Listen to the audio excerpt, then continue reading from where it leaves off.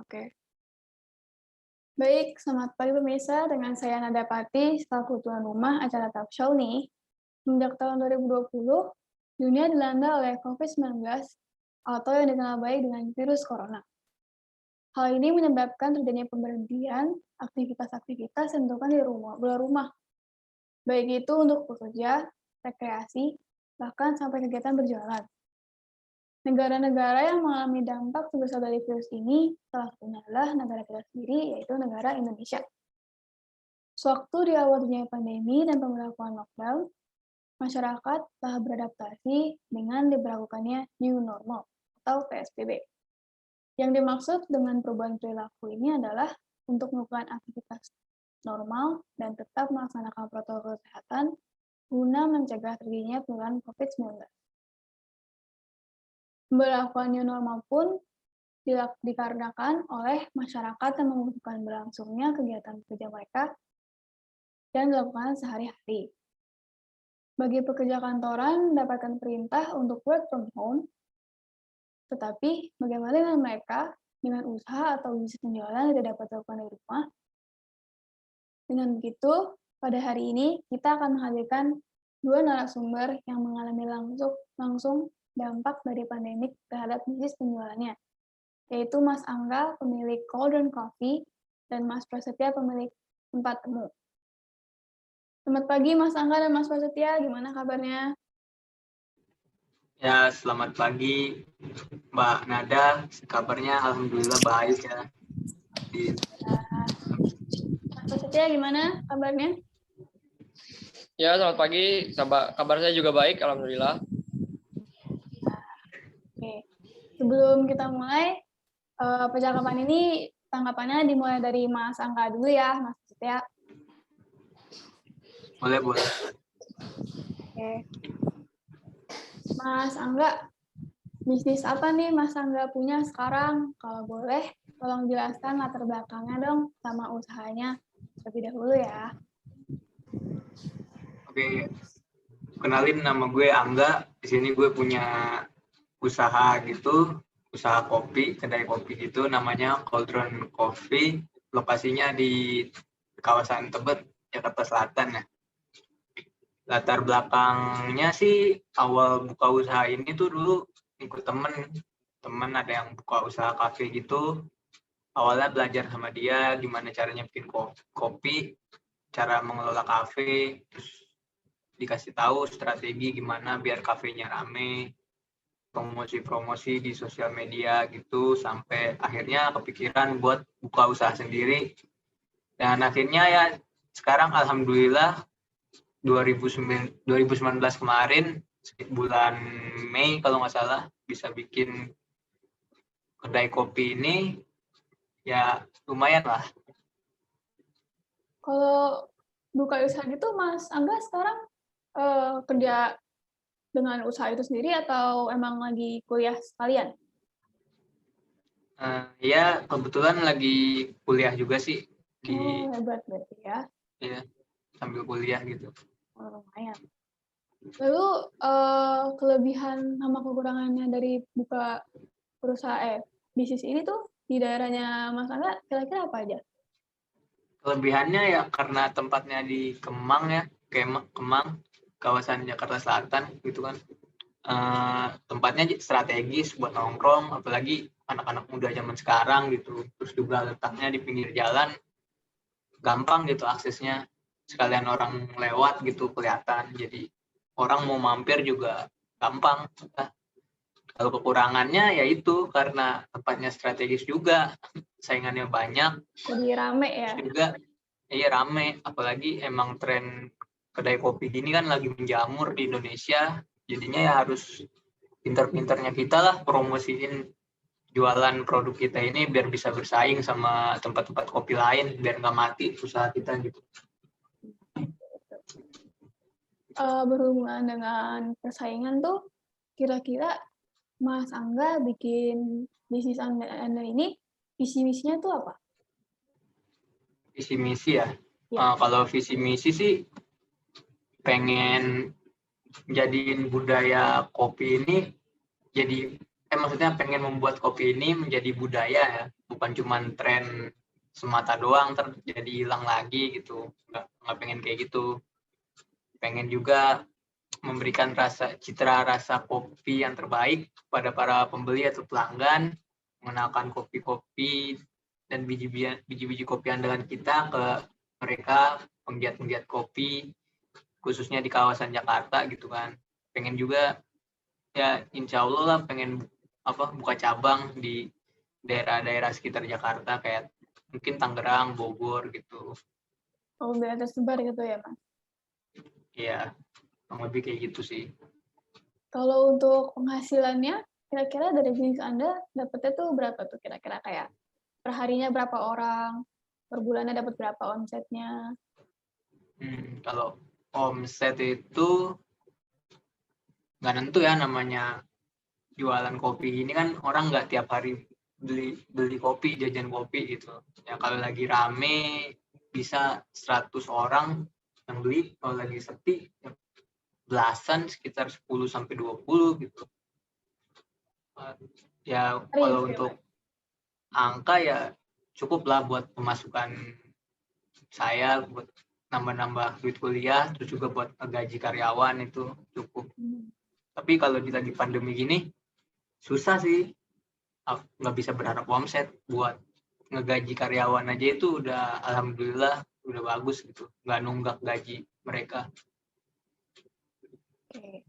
Kalau untuk target penjualan, kalau tempat kopi biasanya kan banyak anak-anak muda gitu yang suka nongkrong-nongkrong ya. Apalagi kalau misalkan tempatnya Mas Angga sendiri ada di bagian Jakarta Selatan. Biasanya anak-anak yang hits, suka buat eksis di sosmed segala macam. Kalau buat untuk Mas Angga sendiri, sama bisnis Mas Angga, kira-kira target penjualannya tuh ke orang-orang kayak gimana ya, Mas? Untuk target penjualannya sih sebenarnya ke orang-orang yang suka kopi, yang mau belajar soal kopi juga, ke anak-anak muda zaman sekarang juga gitu, yang pada sukanya kan lagi pada nongkrong-nongkrong di kafe kan. Ya target kita sih ke situ, tapi kita juga nggak menutup buat orang umum gitu, buat ngopi di tempat kita gitu. Pokoknya kita welcome lah buat siapa aja yang mau ngopi di tempat kita gitu. Tapi sih kalau fokusnya ke ya anak-anak zaman sekarang gitu, menyesuaikan sama mereka, menyesuaikan pasar lah, menyesuaikan sama apa sih yang lagi trending sekarang gitu, yang hits gitu, minuman yang hits gitu. Kita coba bikin inovasi itu ke kedai kopi kita biar mereka tertarik buat nyoba. Kalau kan kita sekarang lagi ada di keadaan pandemi ya, lagi banyak lockdown beberapa kali sebelumnya tuh. Terus dampaknya kira-kira ke bisnis Anda tuh apa tuh waktu awal mulai pandemi? Pas tahun 2020 ya? Iya. Wah, waktu awal-awal pandemi gitu sih parah sih, sepi banget. Akhirnya kan itu pandemi Maret pertengahan, akhirnya kita begitu April milih buat udahlah tutup aja lah, situasinya kayak begini kan, pandemi orang pada takut keluar, sepi banget, jadi kita udahlah tutup aja daripada tambah rugi gitu kan.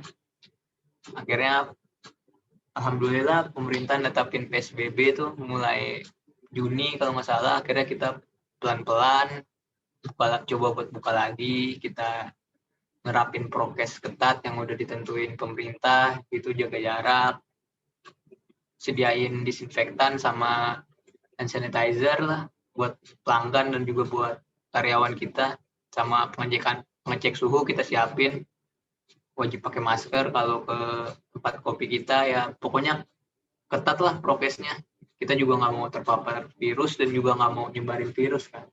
Iya. Gitu. Lalu pada saat pemberlakuan PSBB dan new normal itu, kan udah ada peraturan dari pemerintah, jaga jarak, pakai masker, cek suhu untuk kemana-mana. Kalau di tempat bisnis Anda, kira-kira langkah selanjutnya tuh yang bisa diterapkan tuh untuk menjaga dan melaksanakan proses kesehatan tuh kira-kira gimana? Paling pembatasan aja 25% buat dine in gitu kan. dibatasin juga berapa menit nongkrongnya, nggak bisa lama-lama, nggak kayak dulu sebelum pandemi gitu kan. Gantian sama yang lain yang pengen beli juga. Terus juga di tempat kasirnya kita jaga jarak, kita sediain hand sanitizer, jadi habis bayar mereka bisa pakai hand sanitizer. Dan juga kita nerapin penggunaan cashless sih, jadi bayar pakai Shopee Pay atau GoPay gitu. Iya. Ya, pakai Kalau Dana. untuk bagian outdoor-nya ada? Buat outdoornya paling ya mejanya kita kita kasih lakban yang tanda silang gitu, biar nggak, buat nandain kalau jangan duduk di sini gitu, buat dibatesin gitu. Maksimal tiap meja 2 orang, nggak boleh lebih gitu. Kayak gitu aja sih paling. Oke, baik. Makasih Mas Angga atas tanggapannya. Sekarang mari kita coba dengarkan tanggapan dari Mas Prasetya, pemilik dari Kopi Tempat Temu ya. Silakan Mas Prasetya tanggapannya. Dari awal ya Mas Prasetya. Ya, perkenalkan. Nama gue Mas Prasetya. Gue pemilik kedai dari Tempat Temu. Kenapa gue mau bikin kedai kopi ini atau kafe ini? Pertama, karena gue sama teman-teman gue suka nongkrong di kafe ya kan. Gue juga suka kopi gitu, suka ngopi. Terus tempat kopi ini dari rumah gue tuh jauh, dari teman tongkrongan gue itu jauh tempatnya. Terus gue mikir kenapa nggak gue buka sendiri itu tempat supaya dekat gitu buat nongkrong. Terus juga kan gue juga bisa buka peluang pekerjaan buat orang lain gitu. Gue buka bisnis ini dari 2018 ya sampai sekarang. Gue buka usaha gue itu di daerah Cakung, Jakarta Timur.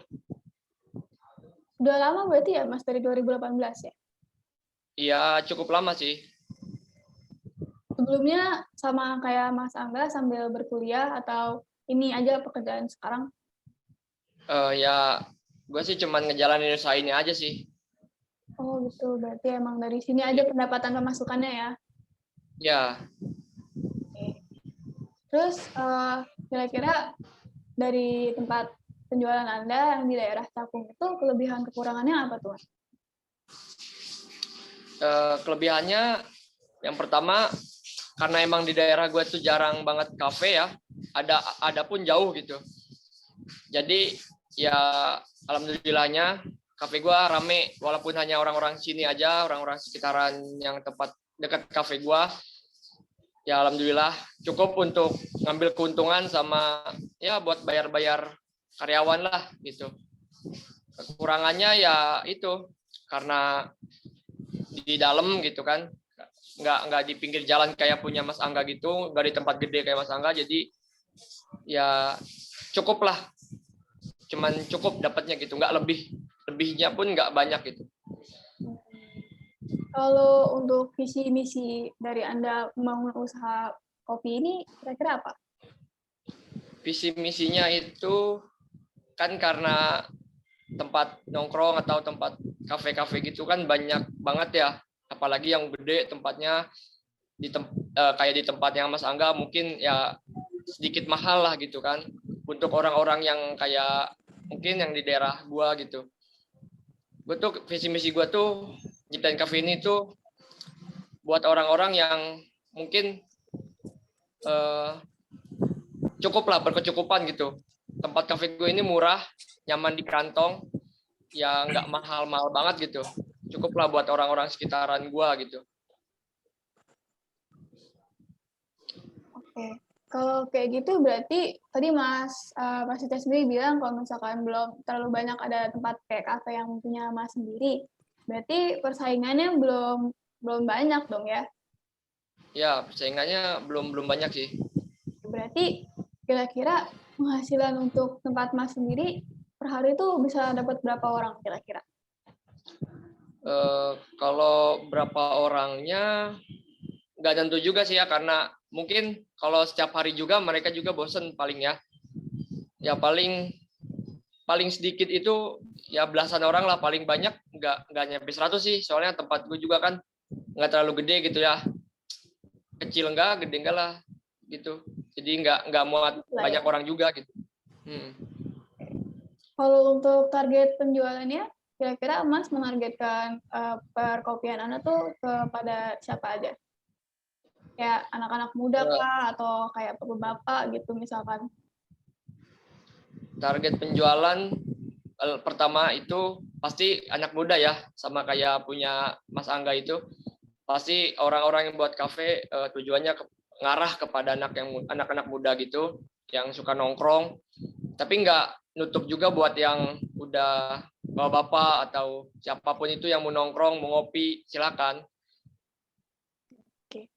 Lalu sama seperti pertanyaan saya kepada Mas Angga tadi, pas awal pandemi itu dampaknya kepada penjualan Anda kayak begitu tuh gimana tuh ya? Lebih lagi Mas Prasetya kan tempatnya bukan di yang ramai ya, lebih ke tempat yang kira-kira yang tahu-tahu aja lah istilahnya. Itu gimana tuh dampaknya? Waktu awal pandemi dampaknya itu ya pasti ya pelanggan berkurang karena takut keluar rumah, takut sama virus ini, jadi pada diem di rumah. Terus juga karena berkurangnya pelanggan, pasti pendapatan juga berkurang, lebih ke ruginya bukan ke untungnya. Jadi ya dampak yang gue rasain di kafe ini, tempat gue ini itu parah banget. Lumayan berarti ya Mas ya. Iya. Kalau untuk pas awal pandemi kan abis itu berapa lama sebelumnya sama tuh dilakuin PSBB akhirnya ke new normal. Itu buat tempatnya Mas Prasetya sendiri, kira-kira gimana tuh cara melaksanakan dan menjaga prokesnya? Di tempat gue ini sama kayak yang dianjurin pemerintah ya, tetap jaga jarak pastinya, pakai masker juga pasti wajib, kalau mau datang ke kafe gue harus pakai masker.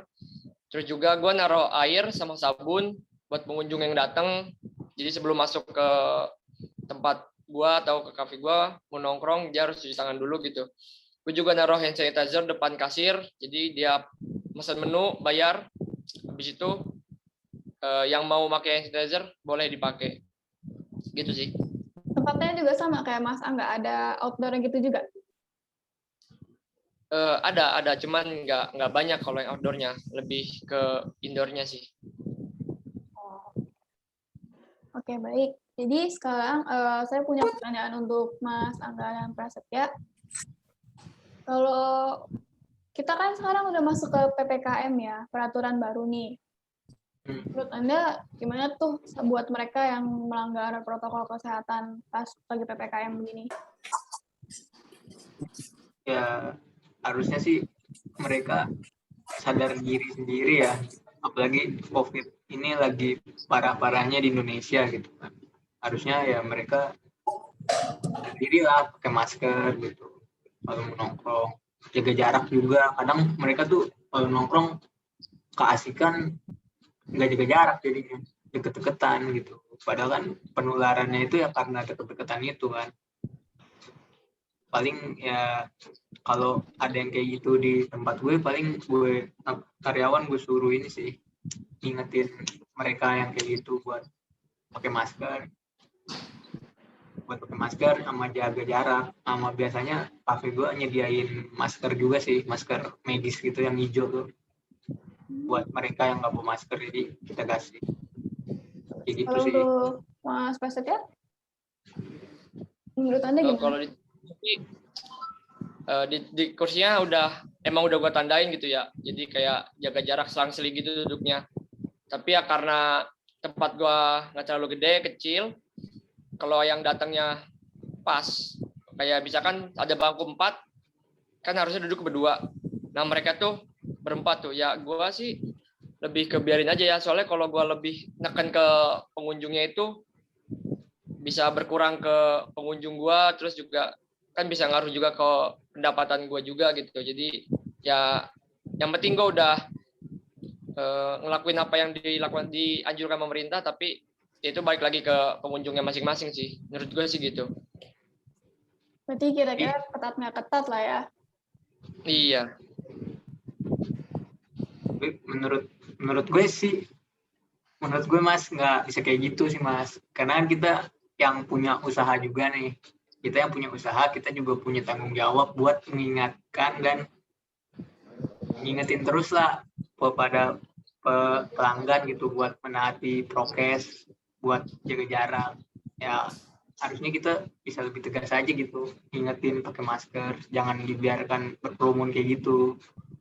Karena nanti kalau ada petugas yang datang juga kan, kita juga yang kena semprot kan, karena rame gitu. Ya emang sih, ya benar juga. Tapi ya karena tempat gua kecil gitu kan. Kalaupun jaga jarak berarti kalau yang datangnya banyak langsung penuh gitu kan. Jadi yang seharusnya misal sehari gue bisa dapat 50 orangan lah, sekitar segitu. Jadi bisa cuma dapat 25 atau sampai 20 orang doang kan, pendapatan gue jadi berkurang. Takutnya gue nggak bisa beli bahan-bahan atau gaji karyawan gue gitu bang. Ya susah juga sih kalau kayak gitu, ya waktunya aja dibatasin sih Bang, paling di Ya, perbedaan berapa menit pendapat gitu. tergantung lokasi masing-masing sih ya. Iya. Iya sih. Ada susah juga kurang sih lagi lebihnya pandemi juga lah ini. ya. Untuk Iya. pengunjung perharinya Mas Angka dan Mas Pusatya sendiri pun beda ya, karena lokasinya pun dan ke tingkat pengunjungnya berbeda, strategisnya juga. Iya. Oke. Jadi gitu sih kurang lebih. Oke, kita akan memasuki sesi selanjutnya, yaitu sesi tanya jawab antara penonton dan narasumber kita hari ini. Dipersilakan untuk penonton untuk bertanya kepada narasumbernya.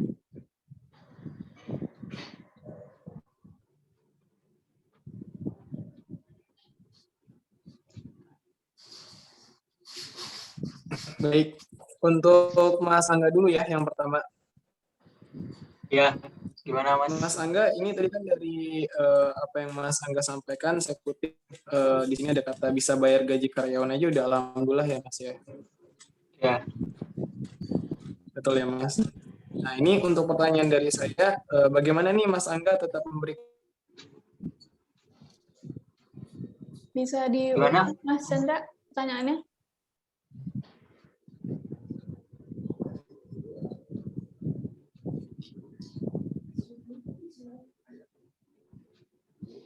Halo.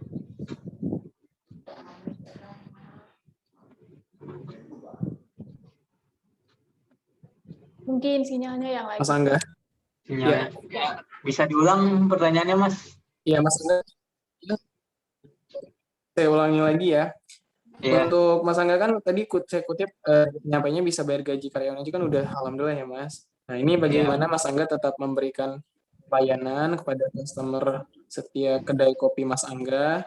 Sebagaimana kita ketahui saat ini pemerintah melarang kita untuk berkumpul ya. Ya. Seperti itu. Oh, ya di masa PPKM ini emang nggak boleh dine in, jadi kita lebih menggalakkan ke take away aja sih melalui pesan antar. Apalagi sekarang ada aplikasi ojek online yang mempermudah kita buat berjualan gitu kan. Dari Shopee, Gojek, Grab itu kita banyakin promo di situ kayak buy one get one, diskon 50% gitu. Sama pengantaran ini sih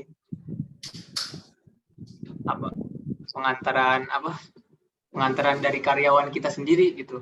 Jadi kita nyediain karyawan sendiri buat delivery, buat ngantar ke rumah-rumah, mesen gitu. Nanti bisa lewat WhatsApp, share lokasinya, nanti untuk biaya pengantarannya disesuaikan aja gitu ongkosnya. Terus juga ya itu sih digalakin di take away aja. Take away ya. Jadi supaya usahanya tetap berjalan lancar ya Mas ya. Iya, kayak gitu Mas Chandra. Oke. Makasih Mas. Ya, cukup memuaskan jawabannya. Ini yang kedua pertanyaannya untuk Mas Prasetya. Mas Prasetya, Iya. untuk Mas Prasetyanya sendiri, bagaimana Mas Prasetya tetap survive untuk menjalankan usahanya Mas Prasetya di masa pandemi ini? Mengingatkan pemerintah ini sudah menerapkan PPKM ya, yang lebih ketat daripada sebelumnya untuk pembatasan mobilitas bagi masyarakat ya Mas. Jadi langkah apa nih yang Mas Prasetya terapkan? Iya.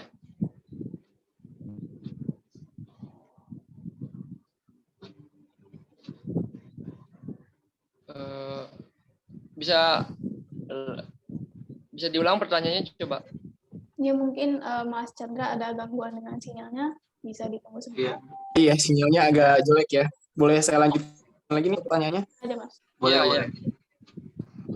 Iya, iya. Jadi bagaimana Mas Prasetya tetap survive nih untuk menjalankan usaha di masa pandemi ini? Mengingatkan pemerintah sudah menerapkan PPKM yang lebih ketat daripada PSBB ya. Jadi langkah apa Mas supaya usaha Mas Prasetya tetap berjalan yang harus Mas Prasetya terapkan?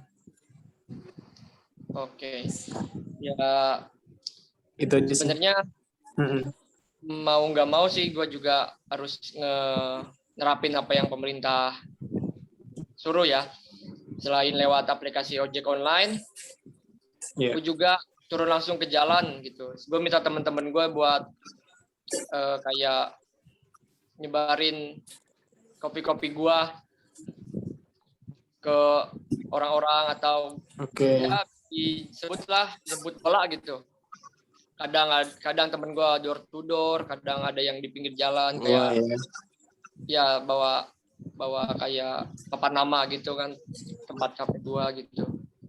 Walaupun Oke. berkurang ya, daripada gua ditutup kan sama pihak yang berwajib, ya gue mending gitu aja dah. Jadi ada inovasinya ya Mas ya. Langkah Iya. selain harus tetap stay di outlet ya. Iya betul.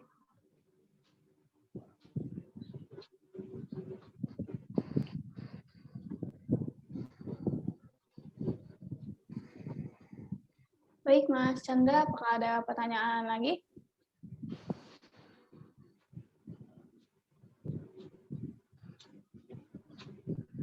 Oke Mas Prasetya, cukup memuaskan sih Mas jawabannya. Ya, terima kasih. Baik, Mas Chandra terima kasih atas pertanyaannya. Ya, sama-sama Mbak Nada. Sekarang kita masuk ke dalam sesi penutupan.